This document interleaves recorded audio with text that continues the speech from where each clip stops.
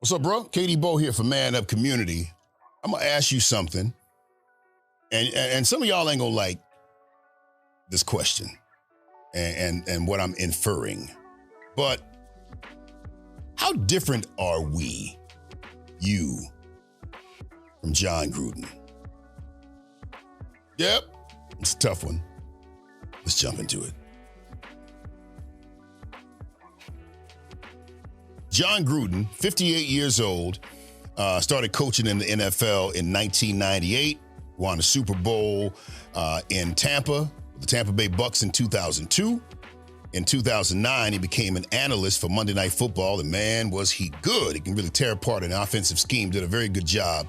But in 2018, Mike Davis, who was the legendary son of Al Davis, and he persuaded him to return to coaching. The price was $10 million per year for 10 years, $100 million contract. I don't think it was a whole bunch of persuasion going on, but that's what happened. Anyway, there was an investigation that happened with the Washington football team. It wasn't even an investigation into John Gruden. It was into the Washington football team.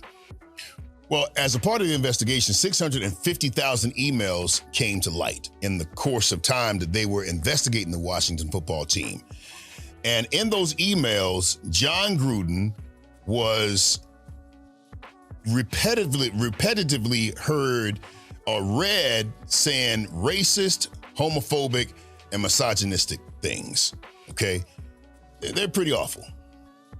Let's say it, call it what it is. So John Gruden resigned. He said, "I love the Raiders and do not want to be a distraction. I'm sorry. I never meant to hurt anyone." Sort of a piss poor apology, but okay, he's not with him anymore. Mike Davis, the owner of the team, clearly he's in his feelings because, you know, his comment was, "Hey, I don't have a comment. Ask the NFL. They got all the answers anyway." Triggered much? Okay. So I guess they had a really good relationship, but that's not why I'm talking about this topic today. What I want to talk about today is there are certain things that stand out to me as it relates to this whole situation. A couple things don't really make full sense to me. And in the comment section, maybe you can help me. Maybe you can help me understand what I don't understand. All right.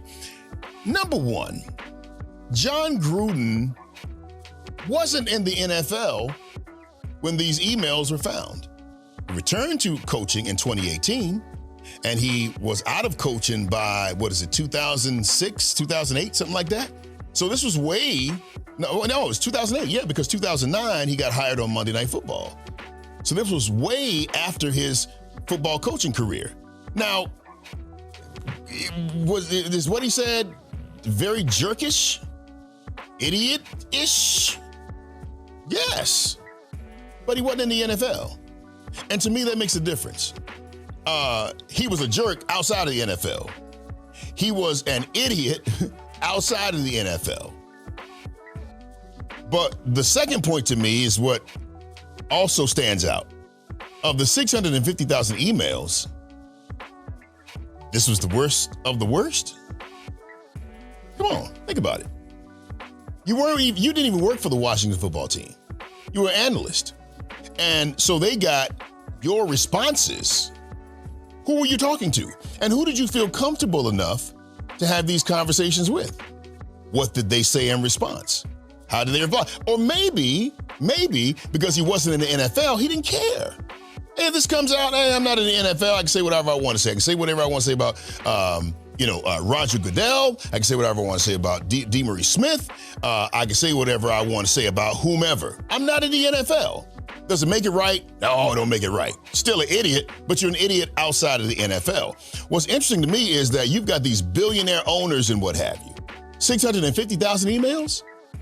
And the big backlash is off of some racist, misogynistic, sexist things that John Gruden said, who, by the way, wasn't in the NFL. Now, here's my question. My question is, if in fact he is still that way, I would like to see the emails about of when he was in the NFL. Anybody got any emails that shows him talking like this in the NFL?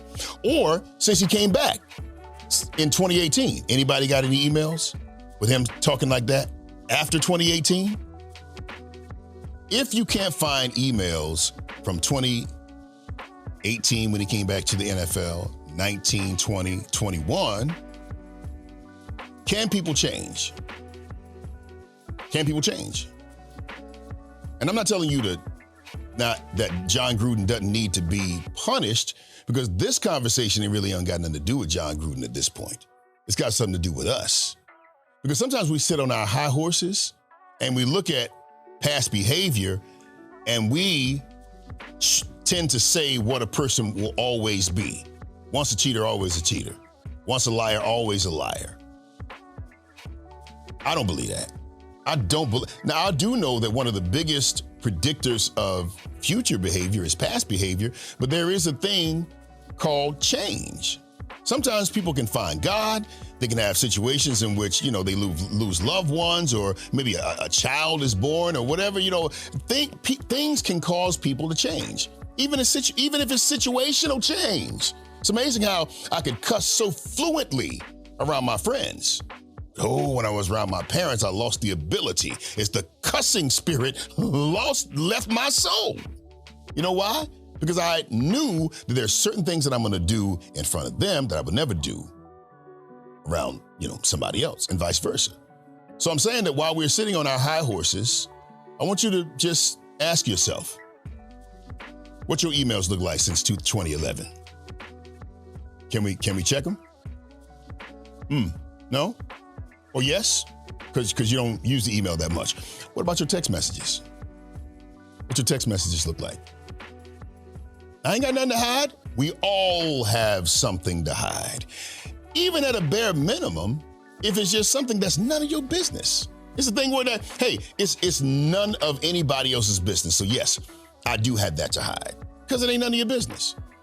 The conversations that I have with my friends and the conversations that I have with people that are close to me, I would be very, very, very, very upset if one of those people chose to out me, or they chose to expose me. So this is how he really is. No, that's how I really am to you.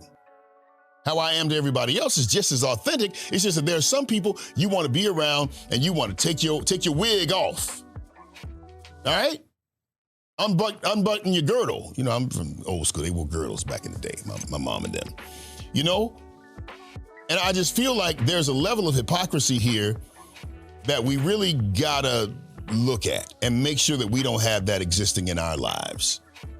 We don't need that level of hypocrisy. All of us have done some shady, grimy things. And over for the grace of God, I don't know what's gonna happen. Y'all might find some of my old stuff. I got stuff. But I also have changed, tremendously so.